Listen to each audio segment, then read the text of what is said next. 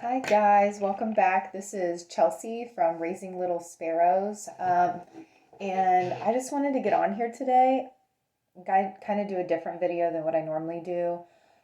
Lately, especially, I've been getting more messages asking from other moms who have kids in similar circumstances to mine and asking a lot of questions about our journey to our diagnoses and just kind of and our journey to homeschooling and why we ended up where we ended up and how we learned what we learned basically. So figured I'd kind of just make a video going through that journey.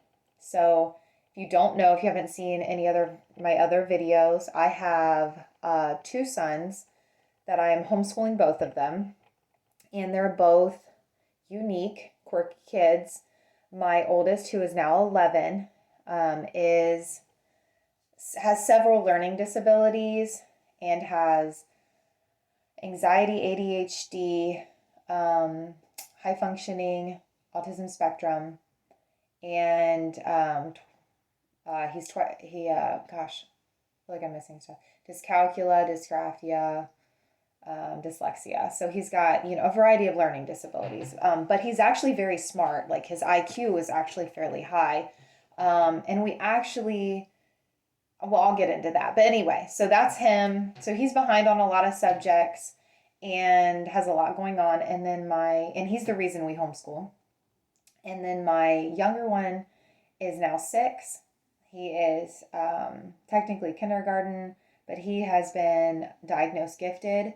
And also, we believe ADHD. He actually did qualify for an ADHD diagnosis, but we were kind of wanted to wait and kind of see how he is as he gets older because it's presenting differently than in some ways, than my oldest son's did. So anyway, that's him. So yeah, I was kind of going to go through mostly my oldest, like our journey with him, because it's been complicated, and it's been a lot. It's been a lot. So, I talk about him quite a bit, and he's the one I probably get the most comments and questions about. So, and how we noticed and recognized kind of his issues and what they were. So I'm going to just go through chronologically. So when he was a baby, right off the bat, actually when I was pregnant with him, I made comments all the time that seemed extremely hyper. He never ever stopped moving, like ever, like the whole pregnancy. I was in a lot of pain with him. He dislocated some ribs on me, and he was just a very uncomfortable pregnancy. He was my first pregnancy, so I was also very sick with him. But anyway, I just kind of joked that he was always doing a jig in there, and that never stopped. Like from a very young age, he as an infant, he cried all the time. He cried a lot. He fussed a lot, and we could never seem to soothe or figure out what was wrong. It was very disconcerting, and he moved constantly. He hardly slept. He was a very poor sleeper. He's still a poor sleeper, but he's just a very poor sleeper, and that led to us going to the doctor many times. He did have some other health things going on. He's got reflux, which he still has, and he had, they said he always got colic, and it's all, which sure, that was going on too, but he was just a very challenging, difficult baby. Never slept, it seemed like, and he was hard. He would finally sleep. It was like he had to do all these things to get him to sleep. He had to be very careful about like tiptoeing out of the room. He was just that kid. And I felt like looking at other peer experiences that he seemed, much more challenging than the average infant and toddler. So that was kind of the beginning of like, is this normal? This doesn't feel normal. Why does he cry so much? Why can I seem to ever fix it? Like, is he hungry? Is he, it was just a guessing game all the time. And then as a toddler, especially as he got older, I started really, really thinking he had some sensory issues going on. He was very upset about lots of things with the world around him. He didn't like a lot of noises. He was very funny about a lot of noises, or temperature changes. He was very picky and is still picky about food. He was funny about texture, but smell in particular. He used to smell, I mean, very young, like 2 years old, and he'd sniff his food and then he would just cry. Like he would not touch it if it smelled a certain way. But he loved other kind of strong flavored things. Like from an early age, he loved really sour things and loved pickles and he would eat raw lemons. Like, it was just kind of bizarre. So he was so picky with his food. We saw the doctor about it a few times because I was concerned about what he would and would not eat. And yeah, that was challenging, and we were worried about his weight and all of that. He had very frequent, very strong tantrums over what seemed like everything. He had a lot of triggers, right? And at the time, I didn't realize like he was just sensory overwhelmed with his environment or whatever. But yeah, it was tough. And I mean, these weren't like I didn't get my way, cry for a minute, and then you're okay. Or no, I mean, I'm talking like enraged, full meltdown, screaming for hours sometimes. I mean, it was just I couldn't fix it, and it was like he didn't even know why he was upset, and it was just awful, to be honest, and very isolating. I was home, we had moved when he was 3 months old out of state, so I was home by myself. My husband was at work all day and knew nobody, so I felt very isolating, and didn't know like if it was normal or not. But I did take him to his pediatrician a few times, and I was like, I just don't feel like this is normal. And I also he didn't sleep. Like I said, he never really slept well. Yet if he did not get good sleep, he was 10 times worse. So it was like this horrible, like me constantly trying to keep on a really strict schedule and being really careful and not messing anything up, because he was not good with transitions. We couldn't just, like, oh, we'll just push his nap back an hour, it'll be fine. No, it was like the end of the world if we did that. Like it would affect the next 3 days. And it was just, I felt like I was constantly on eggshells. And, I had family that really kind of gave me a hard time, like, oh, you're just not disciplining him enough, or you're too uptight with everything, you need to be more flexible with it, and just didn't seem to really understand what we were dealing with. So that was toddler ages, and then when he was in preschool, he did go to a preschool, and that was the first time he was really around other people. That was the first time somebody said, he needs evaluated. I think he may have other things going on. You need to look into early intervention. And that's when we started the process. And he did, they don't officially diagnose, but they set him up with, he had a special ed teacher that followed him in the class. Ooh, I can't remember if she was the one who came once a week or twice a week. And then he also had an OT. I think she was twice a week. The special ed was once a week. And they'd work with him. So like 3 hours out of the week at preschool, he would have services. And then we were noticing he was having more social issues. He was very awkward with his peers, wasn't really he could talk okay, but he wasn't really using his words well to communicate at all. He would just gesture or take things and really just not seem to understand other people's feelings well. And he also was sensitive. It was just complex. It was very complex, and he was extremely hyper. I mean, bouncing off the walls, trying to tackle everybody, never stopped moving, falling out of his chair, laying on the floor, flopping around. I mean, he just was constantly like never stopped, just always moving. So then we ended up deciding to homeschool based on this. And once we started homeschooling, we weren't aware of his learning disabilities yet at that point. And once we started homeschooling, by kindergarten wasn't too bad. By first grade, I was realizing he seemed to definitely be behind, or he was definitely becoming behind. And I started kind of freaking out a little bit and feeling like I was doing everything wrong. And then by the time he was 7, I couldn't handle it anymore. So at the very end of first grade, and I took him to have him to a private developmental pediatrician who evaluated him and officially diagnosed him with the high functioning autism, and then ADHD. And at that point, he wouldn't give us any learning disability diagnoses. He said, sure, maybe he does, but his IQ is really good. He communicates fine, he decent or whatever. I think he has, what did they call it? It was like social pragmatic communication disorder or something like that. It was a broad term that just basically, and it was like receptive and expressive. So it was like he had expressive and receptive language delay basically. And, he just wanted to kind of wait and see how he's doing. And he said he's got horrible anxiety. Like he was very high on the anxiety scale here. So that was when he was officially diagnosed with anxiety, which we had kind of known he had some anxiety, but didn't realize like how much of a factor that was going to be as he got older. And then when he was 8.5, I'd hit my limit again with, I was sure he had dyslexia. He was so he had every single sign of dyslexia. I mean, every single one. And we had way backed off any pressure because of his anxiety.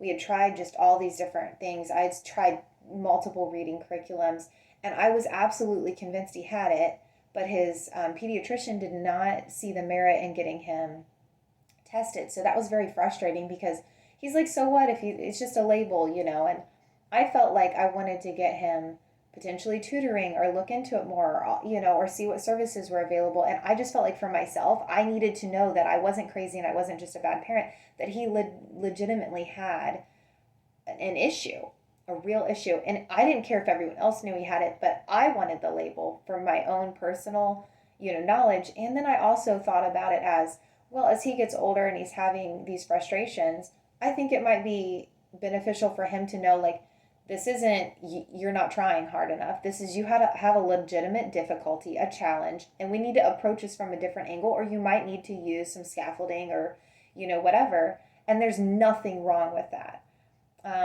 Because it is. I mean, it's he can't help it. So we again paid way too much money, feels like, because insurance won't cover any of this, for a private neuropsychologist. It was a complete neuropsych evaluation that we had done from a psychologist. And that's when we got all of the learning disabilities. And I also knew there was a math issue going on.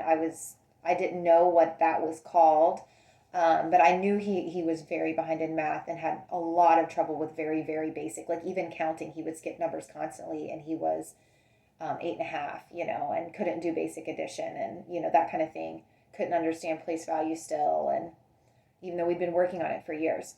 So that's when he officially got his dyslexia, dyscalculia, and his dysgraphia diagnoses, along with ADHD, again, which we already knew, severe anxiety, which we knew, high functioning autism spectrum, which we had thought also. And it was like simultaneously relieving and like kind of heartbreaking.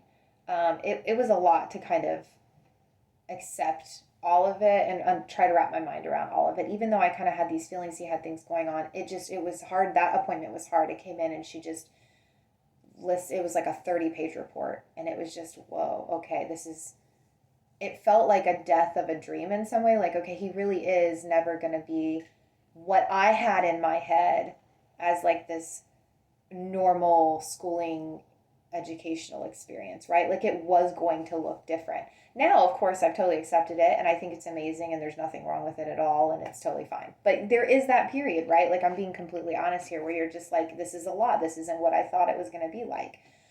He also has very slow processing speed. He has auditory processing issues, and just a variety of things going on. But his IQ, again, was great. So he is actually twice exceptional. Because he has so many learning disabilities, I don't think he'll ever kind of appear to be gifted. His giftedness is more in his creativity and his imagination. His imagination is absolutely incredible. I mean, he's 11 now, and most kids kind of are phasing out of that or have already phased out of it, and he is just unbelievable. His ideas, are incredible. And we are working on getting his anxiety in control. But yes, so that's basically where we ended up with the diagnoses. He is in therapy He has an OT and speech and language therapist. She's a combined therapist. She's amazing.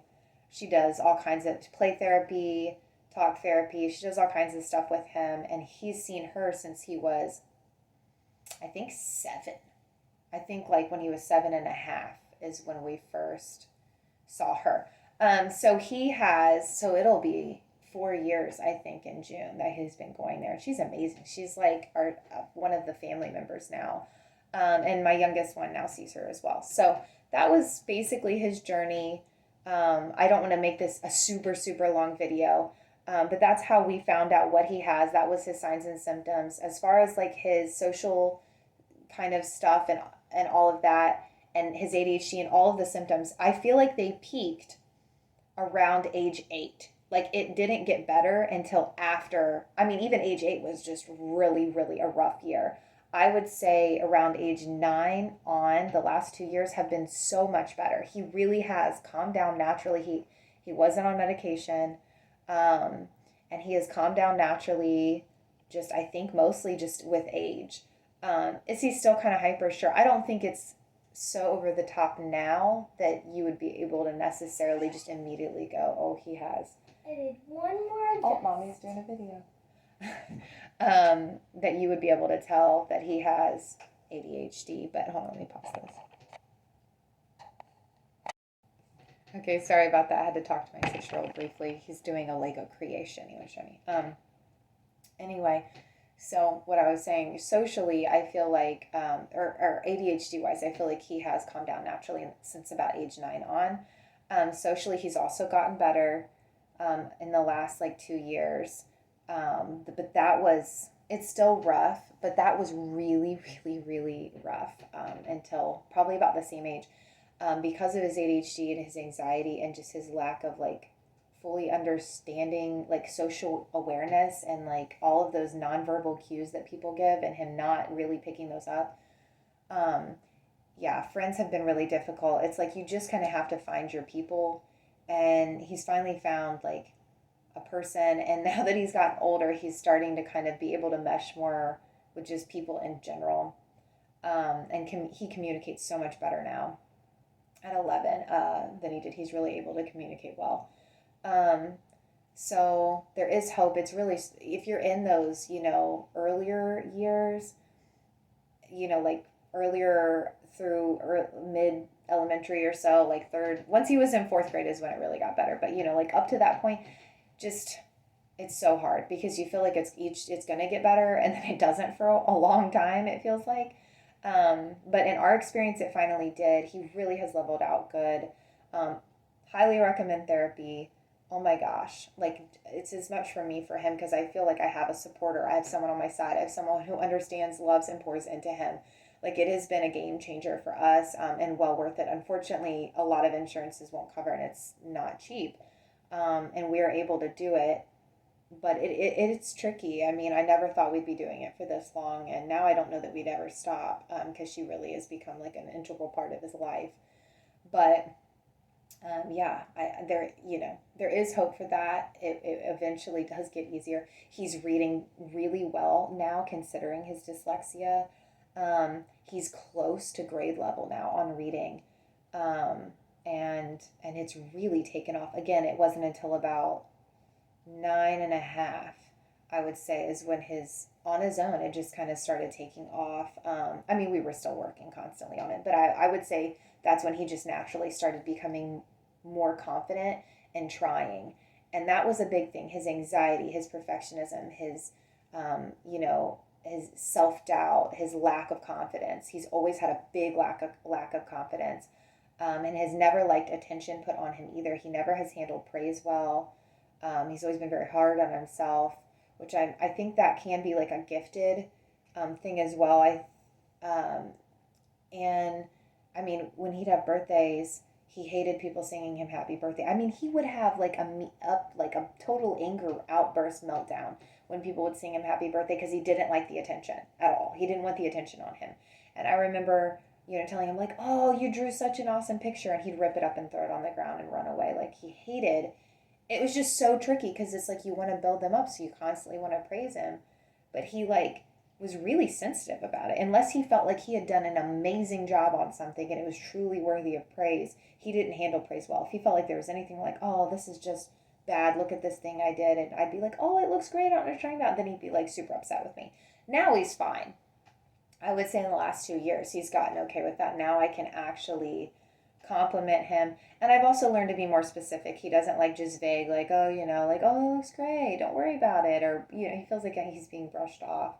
Um, he does better when I'm like, oh, I really like, the detail in the faces. Or, oh, I totally see, how that relates to this, or whatever it is. I try to be more specific without just giving him a vague, like, blanket praise. And he does better with that. So I do that with my 6-year-old too, because he's kind of similar. I think that it's better for a lot of people to be specific. So yeah, I would say that the friends thing and the social thing is better. He's still like, there's just, he still has a lot of social anxiety, but he knows that now. He like just tells people, he's like, I might like act weird or kind of like not want to participate or whatever because I have social anxiety and I don't always follow what people are saying well, and you might have to repeat stuff to me. And he's totally owning it, and it's great, and his self-confidence has really started to blossom in the last like 6 months to a year. And gosh, I'm just so thankful to where we're at now to where we were.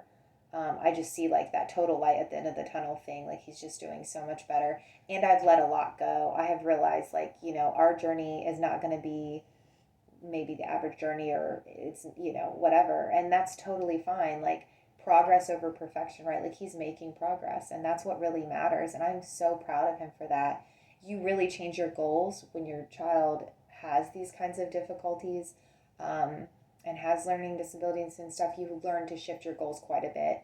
Instead of like, oh, I want them to be top of the class, or I want them to graduate with honors, you just think, oh, I want them, to have, to be able to like stay in and take that test, and not like panic and have to come out. Or, I want them to finish, a small chapter book by themselves. Like that's a bigger deal to me. Or I want him to find something he loves and feel pride in doing it. It's just, you totally shift your goals, and that's fine. Like, I mean, that's a part of the acceptance and stuff. And that really frees you up mentally and emotionally to just enjoy them and where they're at, and enjoy the process and see the potential. Now I'm able to really see his gifts and his potential because I've let the other stuff go. That's his dyslexia and the issues he's going to have going forward with that, because it's not like it goes away. That's what spell check's for. And typing, with his dysgraphia, typing is easier. That's fine. There are lots of amazing successful people that have ADHD, that have dyslexia, that have dyscalculia, that have dysgraphia. So many. And researching that and wrapping your mind around that and realizing this is just a facet of him. This doesn't define him, or this isn't going to limit his ability to do things in the world. So we've I think as a family come a long way with that. So so that's his story, our journey.